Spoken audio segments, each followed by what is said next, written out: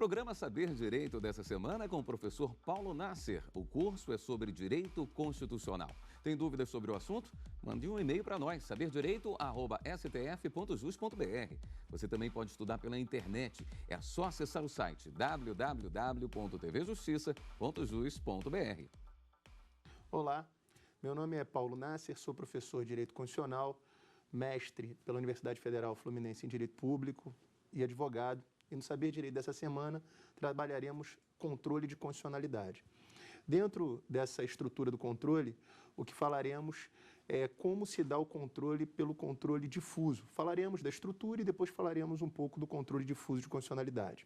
Pois bem, para começar, na aula de hoje, trabalharemos a estrutura do controle de constitucionalidade no Brasil, ou seja, como é que ele se dá no Brasil. E nada melhor que começar com um conceito.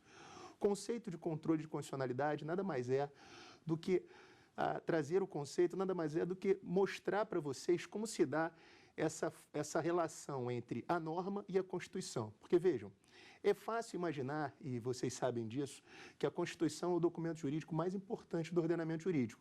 Quem faz direito e quem não faz sabe disso. Perguntarmos qual é a norma jurídica mais importante do ordenamento jurídico, vocês falarão a Constituição. E óbvio, né? Falar que algo é inconstitucional é, então, consequentemente, dizer que algo é inválido. É comum as pessoas, mesmo que não sejam do direito, afirmar que as coisas são inconstitucionais. Por quê? Porque quando se fala que algo é inconstitucional, o que se quer se trazer com essa afirmativa? O descredenciamento daquilo. É bem verdade que esse termo é utilizado de forma muito coloquial, mas quando se fala algo isso é inconstitucional, e a gente vê isso muitas vezes sendo falado, até de forma despropositada, o que se quer, no final das contas, é dizer que aquilo que está se dizendo inconstitucional não vale, não serve, é imprestável, se descredencia aquilo. E, na verdade, isso tem um motivo. Qual é o motivo?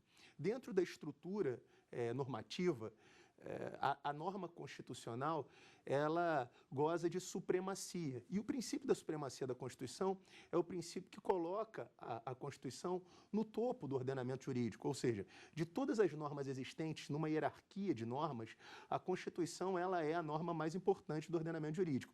Kelsen já disse isso.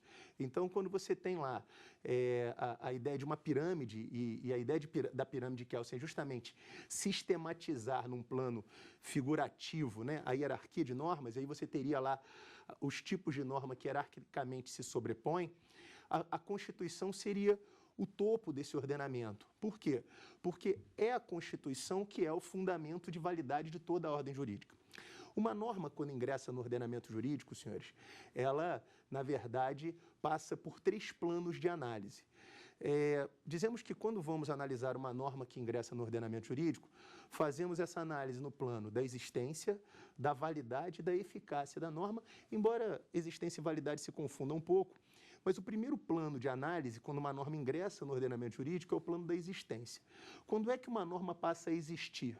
Quando ela é publicada no Diário Oficial, ou seja, durante a elaboração do processo legislativo, a norma, na verdade, ela é um projeto que vai virar uma lei após o processo legislativo ser concluído. Quando se conclui o processo legislativo e temos a norma publicada no Diário Oficial, o que na verdade, você vai ter a partir dali? A norma no ordenamento jurídico. Então, a norma existe. Se a norma existe, eu vou verificar o segundo plano de análise, e o segundo plano de análise é o plano da validade. Quando é que eu sei que uma norma é válida? Se ela estiver de acordo com o texto constitucional. Então, vejam, se a norma ingressou no ordenamento jurídico e está compatível com o texto constitucional, eu digo que ela existe e é válida, por estar compatível com o texto constitucional. Se a norma ingressar no ordenamento jurídico e estiver incompatível com o texto constitucional, eu digo que ela existe e é inválida. E no Brasil, a invalidade da norma classicamente gera a sua nulidade.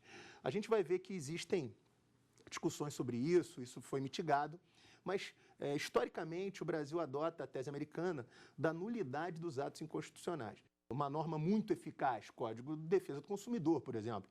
Dificilmente o legislador, quando criou o Código de Defesa do Consumidor, imaginou que ele atingiria o grau de eficácia que atingiu. Então, todo mundo aplica o código, todo mundo conhece, pelo menos de forma, ainda que superficial, o código, mesmo quem não fez direito. Se você perguntar a qualquer pessoa na rua, sabe que se tiver o nome negativado indevidamente, se tiver um serviço mal prestado, se tiver um fato do produto lá com defeito, você vai ter lá, de alguma forma, a possibilidade de ingressar em juízo e discutir lá seus direitos. Então, é uma norma que tem muita eficácia. Em regra, as normas gozam de eficácia e os planos de análise são esses: existência, validade e eficácia. O que me interessa, então, é o plano da validade, que é justamente o plano que vai analisar a compatibilidade da norma com a Constituição. Se a norma for compatível com o texto constitucional, eu digo que ela existe e é válida.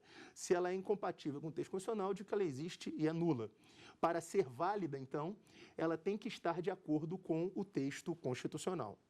Importante, então, perceber que a gente já consegue concluir algumas coisas aqui. A primeira conclusão que eu posso chegar é: se para qualquer norma que exista no ordenamento jurídico ser válida, é necessário que ela esteja compatível com o texto constitucional, eu posso perguntar o seguinte: qual é o fundamento, então, de validade do ordenamento jurídico? Ora, a Constituição. O fundamento de validade da ordem jurídica é a Constituição, porque acabei de afirmar que não existe nada válido no ordenamento jurídico que seja incompatível com o texto constitucional. Está claro?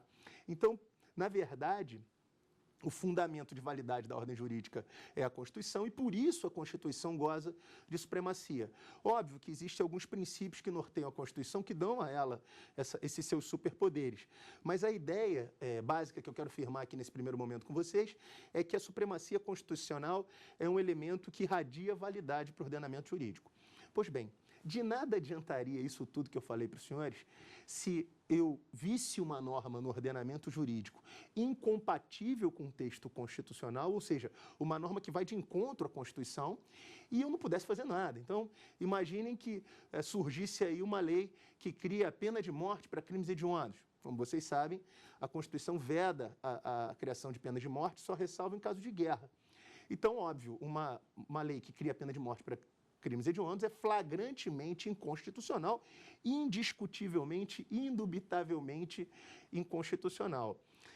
Não adiantaria nada você olhar para uma norma inconstitucional e se nós não tivéssemos instrumentos para fazer com que essa norma fosse retirada do ordenamento jurídico. Então, percebam, alguém chega no escritório de advocacia e fala: doutor, sabe aquela lei lá que surgiu aí criando a pena de morte para crimes hediondos? Você vai falar: sei, inclusive é inconstitucional, viola o artigo 5º da Constituição. Aí a outra pessoa fala: pois meu filho praticou um crime hediondo e vai ser eletrocutado amanhã na cadeira elétrica. Tira ele de lá, então, já que a norma é inconstitucional. Então, percebam, o que é o controle da constitucionalidade? São todos os instrumentos que o direito coloca à nossa disposição para fazer com que uma norma inconstitucional não produza efeitos válidos no ordenamento jurídico. Ou seja, como é que eu posso ter uma norma produzindo efeitos no ordenamento jurídico se ela está em desacordo com o texto constitucional? Então, todo instrumental que a Constituição coloca à nossa disposição e o ordenamento infraconstitucional coloca à nossa disposição para fazer que uma norma inconstitucional seja retirada do ordenamento jurídico, são esses instrumentos que nós chamamos de instrumentos de controle da constitucionalidade. Vale uma ressalva, porque é comum você ver pessoas comparando, usando como sinônimos, controle de constitucionalidade e jurisdição constitucional. Vale aqui, senhores, a crítica feita pelo ministro Luiz Roberto Barroso. Ele fala no livro dele o seguinte, e é interessante essa discussão para deixar questões conceituais pontuadas. Jurisdição constitucional é o controle de constitucionalidade feito pelo Poder Judiciário. Controle de constitucionalidade é todo o instrumental que existe nesse sentido, de fazer o controle da norma, que não necessariamente será utilizado pelo Poder Judiciário. Então, vejam, jurisdição constitucional é espécie do gênero controle de constitucionalidade. A gente vai ter oportunidade hoje de falar sobre os modelos de controle que temos. E vamos ver que o controle também é feito por outros poderes. Antes da gente entrar propriamente no controle judicial, vou falar para vocês, ainda que brevemente, sobre os modelos de controle que o Brasil adota.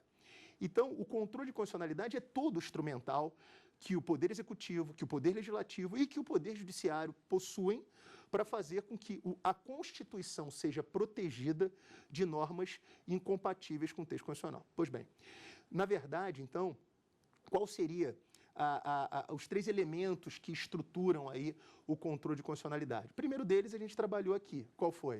O primeiro deles foi a questão da supremacia constitucional. Para que eu tenha controle de constitucionalidade feito de forma eficaz, eu tenho que ter uma Constituição que goze de supremacia. Ela não pode ser uma norma que equivalha perdão, a outras normas. Ela tem que ser uma norma superior que sirva de parâmetro de controle. O segundo elemento é ser uma Constituição rígida, que traga elementos que façam com que ela, de fato, se diferencie da norma. A rigidez constitucional, senhores, ela se dá justamente porque o processo de elaboração de normas que vão modificar a Constituição, as emendas constitucionais, elas se dão de forma muito mais complexa que a legislação ordinária. Aqui no Brasil, nossa Constituição é rígida. E da onde eu tiro isso? Da informação de que, por exemplo, uma lei ordinária, ela para ser aprovada, ela precisa passar pelas duas casas do Congresso Nacional, em um turno, e aprovada por maioria simples. A lei complementar, ela também passa pelas duas casas e é aprovada por maioria absoluta. A emenda, para alterar o texto constitucional, a Constituição só pode ser emendada por uma norma que seja votada em cada casa, em 2 turnos, e aprovada por 3/5 dos votos. Então, uma emenda constitucional tem que passar 2 vezes na Câmara, 2 vezes no Senado, e nessas 4 votações alcançar o quórum qualificadíssimo de 3/5. Portanto, é muito mais difícil alterar um artigo da Constituição do que alterar uma lei ordinária ou complementar, seja ela qual for, ou qualquer outra espécie normativa. E é essa diferenciação que faz com que a gente possa afirmar que a nossa Constituição é rígida. Então, tem que ter a supremacia constitucional, tem que ter rigidez constitucional e tem que ter um órgão de controle. Quanto ao órgão de controle, a gente vai falar. No Brasil, esse órgão de controle, em regra, é o Poder Judiciário, mas, basicamente, o Supremo Tribunal Federal nos controles que são feitos de forma direta, nos mecanismos de controle direto, a gente vai falar um pouquinho disso também hoje aqui.